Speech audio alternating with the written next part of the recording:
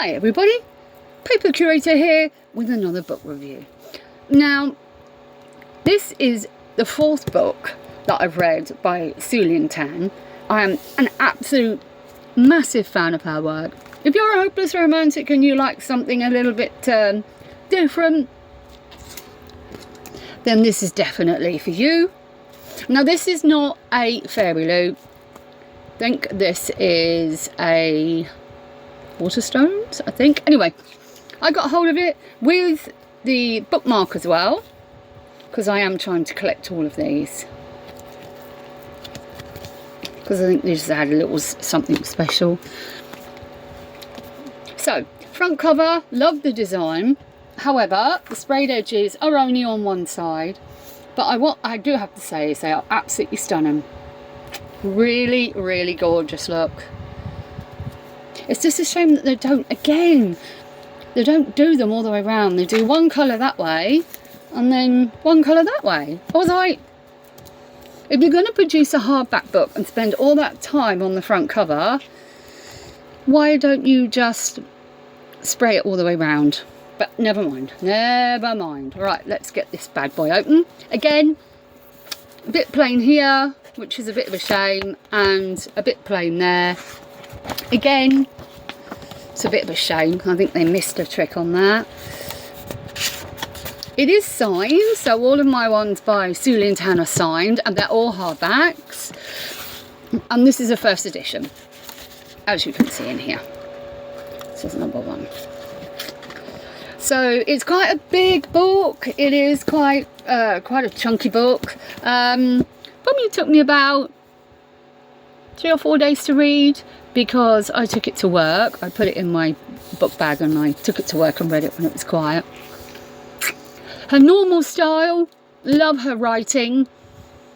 It's very intricate, and I love the relationship that the characters have with each other. It's not your typical sort of romance. There are different elements in it. There's love-hate. There's, you know, questions that the characters ask themselves. But all in all, to be honest with you, it is a cracking book. So, can I recommend it? Yes, I can. Would I like to find some overlays? Yes, I would, but this is not a fairy loot one. I think some overlays in here would be really nice. Su Tan, her writing style is bang on. No waffle, no fuss, no fluff, no faff. She really, I mean, these illustrations like these are so, I would have liked them in colour, but that's just me. I mean, I think these clouds and the flowers are absolutely gorgeous. Yeah, no faff, no fuss. If you love this sort of book, she's definitely the one for you. I mean, even that's quite cute with the little flowers. I won't give too much away. As I said, I've read Daughter of the Moon Goddess, Heart the Sun Warrior, there's another one I've read, and this one. So there's quite a few of hers. I do like the maps that she puts in here, because it does give you an idea when she talks about certain area in the story. It basically gives you an idea where they are and the relationships they have, and the relationship geographically they are to each other, which I think is really good. As I said, the first one I read of hers was Daughter of the Moon Goddess, which was absolutely stunning. Her description, the way she pulls her characters together, and also the way that she fleshes them out, I think is very interesting, because they are flawed. They're not perfect by any means. And I think in some ways that's why I like her style, because the way she writes, the way she represents her characters, everything just moves so smoothly. I mean, Daughter of the Moon Goddess and Heart the Sun Warrior, they overlap, but there's no gap in between the overlap. I think this one stands on its own. But again, so lovely. I really enjoyed reading this. So you want a romance and you want it with a sort of Chinese Japanese feel to it. I can highly recommend it. Love the front cover.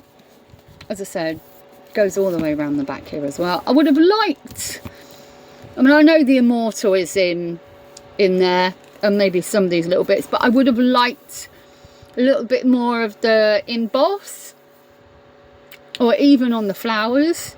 But I mean, the sprayed edge here, I mean, that's just stunning.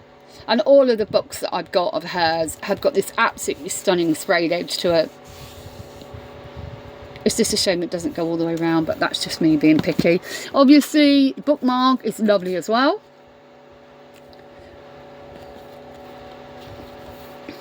And I use that, and I will keep that with this book as a little extra, because it's not a fairy loot.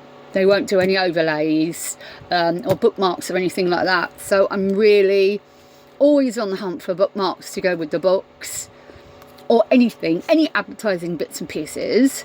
So if you do come across a book that you think I might like to read, I'm always open and happy to suggestions, because I'm always looking for something different to read in my spare time, because I don't own a TV, so I read a lot of books.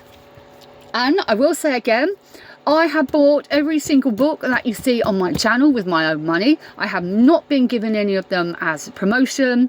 I've not been given any of them as PR.